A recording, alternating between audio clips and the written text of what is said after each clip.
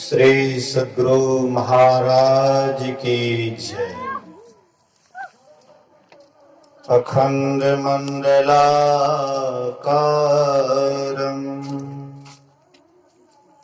व्याप्तं येन चराचरं तत्पदं दर्शितं येन तस्मै श्री गुरुवे नमः। धन्य धन्य सतगुरु सुखदा महिमा कही ना जाए। जो कछु कहो तुम्हारी कृपा मोतें कछो न बसाए। सर्वत्र सर्वदा वर्तमान सद्गुरु महाराज जी के पावन चरणों में कोटि कोटि नमन। उपस्थित गुरुजन, धर्म प्रेमी सत्संगी बंधुओं, पूजनीय माताओं तथा भक्तिमती बहनों, एक दिवसीय संतमत सत्संग का आयोजन परम श्रद्धेय अनिल जी के निवास स्थान पर उनको एक सुपुत्र की प्राप्ति हुई है। उन्हीं के बरही के अवसर पर यह संतमत सत्संग का आयोजन हो रहा है।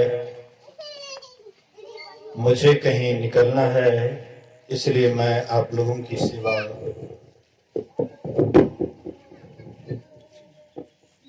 कुछ देर के लिए करूंगा।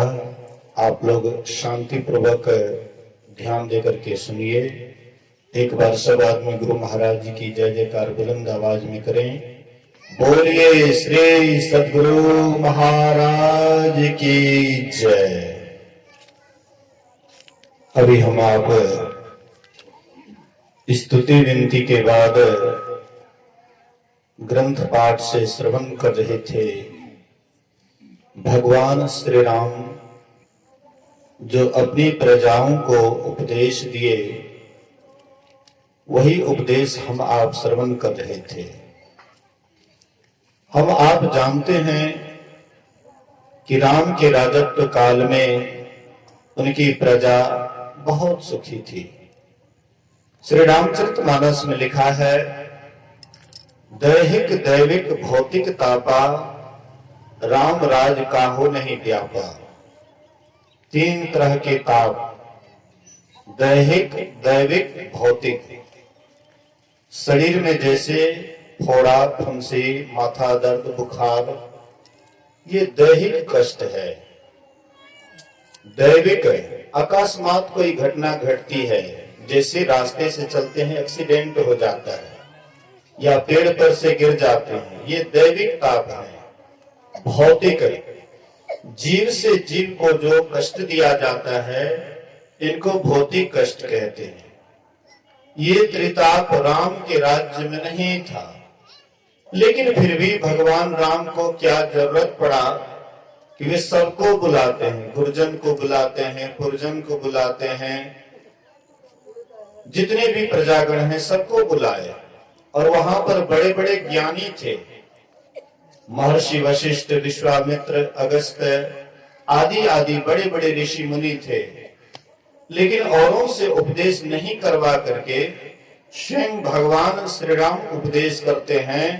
इसका भी कोई कारण होगा। जैसे प्रधानमंत्री अगर कोई नियम लागू कर देता है, उसको सब आदमी मानते हैं। इसी तरह से वे राजा थे, उनकी बात को लोग सुनते थे और उस पर विचार करते थे। डर भी होता था कि राजा है, अगर बात नहीं मानेंगे तो वे सजा भी दे सकते हैं। लेकिन फिर भी राम भगवान कहते हैं कि देखो, मैं कोई अनहित की बात नहीं कहने के लिए जा रहा हूं। जिससे तुम्हारी हित होगी, मैं वही बात कहने के लिए जा रहा हूं।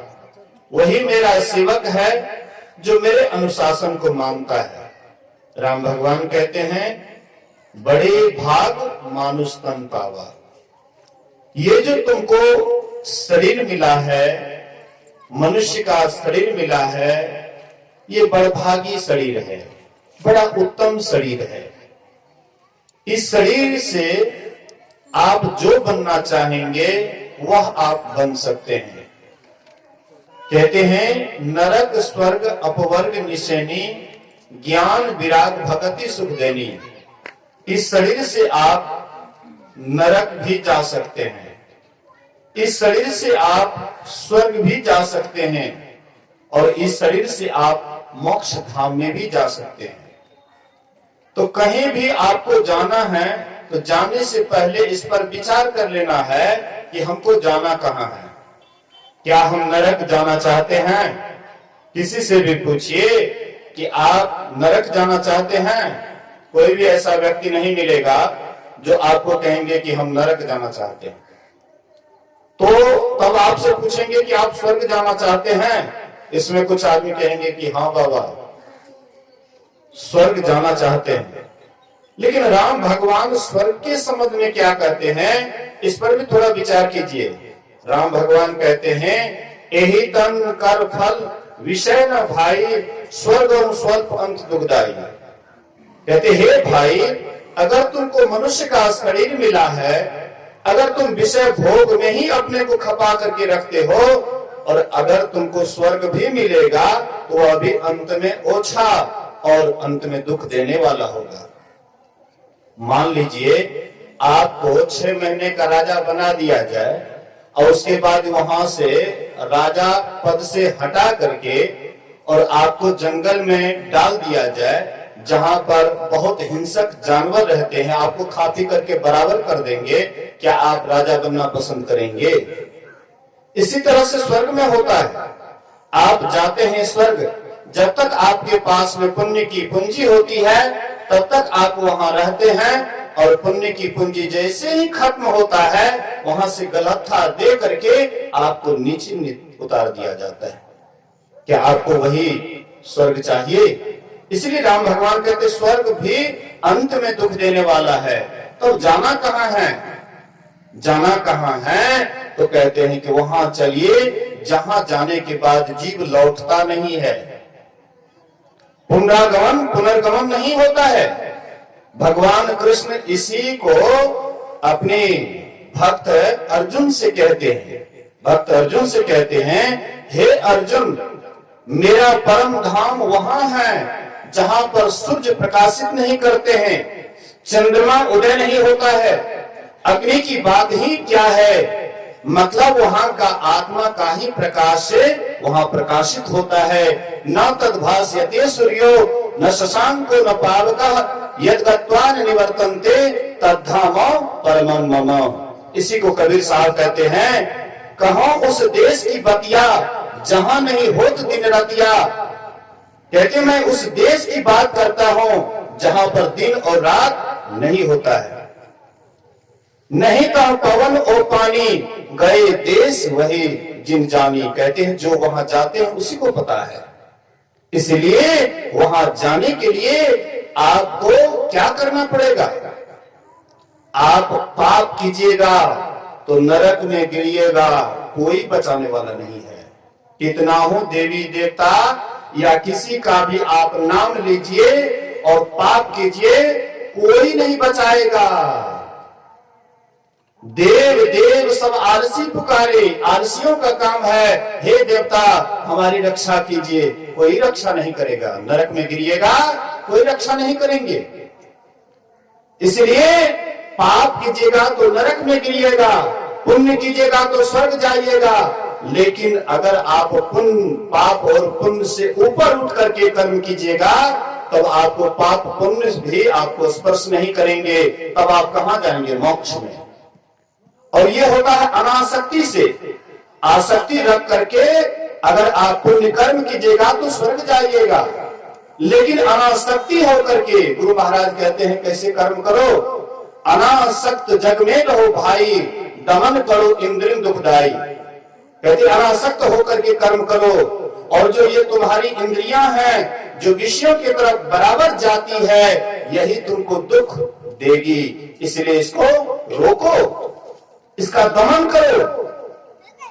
और इसको रोकने के लिए क्या करो? इसके लिए साधना करो, ध्यान करो। और हम एक गुप्त मत सबही कहो कर जोड़, शंकर भजन बिना नर भक्ति न पावे मोर। राम भगवान सारी प्रजाओं से कहते हैं, मैं सबको एक गुप्त विचार कहता हूं, वह यह कि दोनों किरणों को जब तक नहीं जोड़ोगे, दो किरण दो जाति का है, इसलिए इसको शंकर कहते हैं। एक आंख से जो धारा निकलती है वह गर्म धारा है, दूसरी आंख से जो धारा निकलती है वह ठंडी धारा है। गर्म और ठंडा ये दोनों जब एक जगह मिलता है तो वहां पर रोशनी होता है, प्रकाश होता है। जैसे आप बैक्टिक में देखते हैं, निगेटिव और पॉजिटिव होता है, माइनस प्लस होता है, ठंडा गर्म होता है। जैसे ठंडा गर्म वाला चुट्टा दोनों में सटाते हैं पॉल में, तुरंत भग से बल्ब जल जाता है। ऐसे हमारे भीतर में, आपके भीतर में ये दोनों किरण, आंख से जो निकलती दो किरण, यही दो किरण एक जगह गुरु इंगित स्थान पर जहां पर जुटता है, वहीं पर चमचमाता हुआ परमात्मा की ज्योति दिखाई पड़ती है, और वहीं पर परमात्मा का आवाज भी सुनने के लिए मिलता है। और जो उस आवाज को सुनते हैं वह परमात्मा के पास चले जाते हैं, मोक्ष में चले जाते हैं। इसलिए राम भगवान कहते हैं, इसी के लिए मनुष्य का शरीर मिला है। कुछ नींद में, कुछ भोग में, कुछ आलस में खोया, और आया समय मौत का तो सिर धुन धुन करके रोया। कुछ नींद में अपने समय को सो सो करके गवा दिए, कुछ भोग में, इंद्रियों के विषय भोग में अपना समय को गवा दिए, कुछ आलस में खोया कि अच्छा कोई बात नहीं, बाद में ध्यान भजन करेंगे, बाद के लिए टाल दिए। ये बाद कभी भी आपको आने वाला नहीं है। इसलिए कल करे सो आज कर, आज करे सो अब, पल में प्रलय होएगा, बहुरी करेगा कब। तो कल के ऊपर जो टाल रहा है, यही तुम्हारी नादानी है, यही तुम्हारी मूर्खता है। इसलिए संत महापुरुष कहते हैं, इसको कल करे सो आज कर। कल जो तुम साधना करोगे आज ही कर लो। आज कब करोगे? अभी करो, क्योंकि पल में प्रलय हो जाएगा। अर्थात श्वास जो निकलता है फिर लौट करके आएंगे कि नहीं आएंगे, इसका कोई ठिकाना नहीं है। इसलिए कहते हैं, सुंदर काम, शुभ काम को झट से कर लेना चाहिए, और अशुभ काम को टालते टालते टाल देना चाहिए। बोलिए श्री सद्गुरु। रावण जब अंतिम श्वास ले रहे थे तो राम भगवान लक्ष्मण को कहते हैं कि जाओ रावण से कुछ राजनीति की बात सीख लो। तो लक्ष्मण जाते हैं और रावण के सिर के तरफ खड़े हो जाते हैं और कहते हैं कि हमको राजनीति की बात को सिखाइए। रावण कहते, तुम में योग्यता नहीं है सीखने की। जो सीखने वाले थे उनके अंदर नम्रता होती है, लेकिन तुम सिर के तरफ आए हो, इसलिए राम को स्वयं भेजो। राम भगवान आए, रावण के पैर की तरफ जाते हैं और कहते हैं, हे रावण, तुम बड़े राजनीतिज्ञ हो, इसलिए मैं तुमसे कुछ राजनीति की बात सीखने के लिए आया हूं। रावण कहते हैं कि हे राम, अवश्य तुम मर्यादा पुरुषोत्तम राम हो, इसलिए तुम सबकी मर्यादा देते हो। हे राम, मैं गया था घूमने के लिए स्वर्ग, और स्वर्ग जाकर के हमने देखा कि वहां पर बहुत जीवों को सुख मिल रहा है, इसलिए मैंने सोचा स्वर्ग तक सीढ़ी लगा दूं, लेकिन जल्दी नहीं कर पाया। मैं गया था नरक लोक, और वहां पर मैंने देखा कि जीवों को बड़ा कष्ट दिया जाता है, इसलिए मैंने सोचा कि नरक को ही तोड़ दूं, ना रहेगी बांस ना बाजेगी बांसुरी, नरक को ही समाप्त कर दूं, लेकिन यह जल्दी नहीं कर पाया। मैंने सोचा कि क्षीर समुद्र को उछालकर, लवण समुद्र को उछालकर क्षीर समुद्र बना दूं, लेकिन जल्दी नहीं कर पाया। और जो काम हमें जल्दी नहीं करना चाहिए उसी में हमने जल्दी किया। सीता हरण हमें नहीं करना चाहिए, लेकिन मैंने वही किया। इसलिए हे राम, हे लक्ष्मण, जो शुभ काम हो उसको झट से कर लेना चाहिए और अशुभ काम को टालते टालते टाल देना चाहिए। यही मैंने थोड़ी सी राजनीति की बात कही। इसलिए संत महापुरुष कहते हैं जो अच्छा काम है, जो सुंदर काम है, उसको झट से कर लीजिए और जो अशुभ काम है उसको टालते टालते टाल दीजिए। गुरु महाराज जी अंतिम समय में कबीर साहब के एक वचन को दोहरा करके तब शरीर छोड़े थे। सुकिरत कर ले नाम सुमर ले, को जाने कल की जगत में खबर नहीं पल की। झूठ कपट कर माया जोड़ी, बात करे छल की। पाप की पोट धरे सिर ऊपर, किस विध है हल की। जगत में खबर नहीं पल की। सुकिरत कर ले नाम सुमर ले, को जाने कल की जगत में खबर नहीं पल की। यह मन तो है हस्ती मस्ती, काया मिट्टी की। श्वास श्वास में नाम सुमर ले, अवधि घटे तन की। जगत में खबर नहीं पल की। सुकिरत कर ले अर्थात सुंदर कर्म कर लो। सुकिरत कर ले, नाम सुमर ले, नाम का स्मरण कर लो। को जाने कल की, कल को कौन जानता है। जगत में खबर नहीं पल की, एक पल की भी ठिकाना नहीं है। इसलिए संत महापुरुष कहते हैं ध्यान भजन से उत्तम कर्म संसार में और कोई नहीं है। इसलिए ध्यान भजन करना चाहिए। आप कहिएगा बाबा ध्यान भजन, ध्यान क्या होता है, भजन क्या होता है? लोगों के मन में होता है कि हम ढोलक हारमोनिया लेंगे, गाएंगे, बजाएंगे तब भजन हुआ और नहीं तो नहीं हुआ। लेकिन ये है दूसरे को रिझाने के लिए और अपने को रिझाने के लिए एकांत में बैठ करके अपने अंतर आत्मा का चिंतन कीजिए, अपने अंतर आत्मा का ध्यान कीजिए। मैं कौन हूँ, कहां से आया हूँ और हमें जाना कहाँ है। इन सारी बात पर जब आप विचार करेंगे, सोचेंगे, तब आप साधना करके जहां से आए हैं वहां का ख्याल आएगा और साधना करेंगे तो वहां पहुंच जाएंगे। इसलिए महापुरुष जो कहते हैं वही बात सही है और उस पर जो भी चलते हैं वे एक दिन महापुरुष हो जाते हैं और जो उनको अनसुनी कर देते हैं तो वह संसार में ही अटक करके रह जाते हैं। कहने के लिए बहुत बात है लेकिन आगे नहीं बढ़ूंगा, कहीं पर मेरा इंतजार हो रहा है।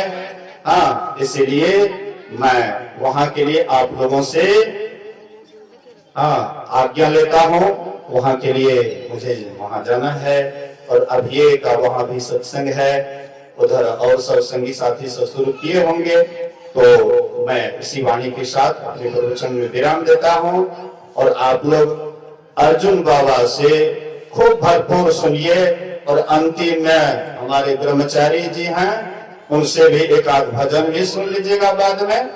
और फिर अंतिम आरती हो जाएगी। तो आप लोग खूब बढ़िया से सुनिए, थोड़ा सा भी हिलडुल नहीं कीजिएगा कि बाबा नहीं है तो जो मर्जी सो सब उठ बैठ शोषण नहीं कीजिएगा।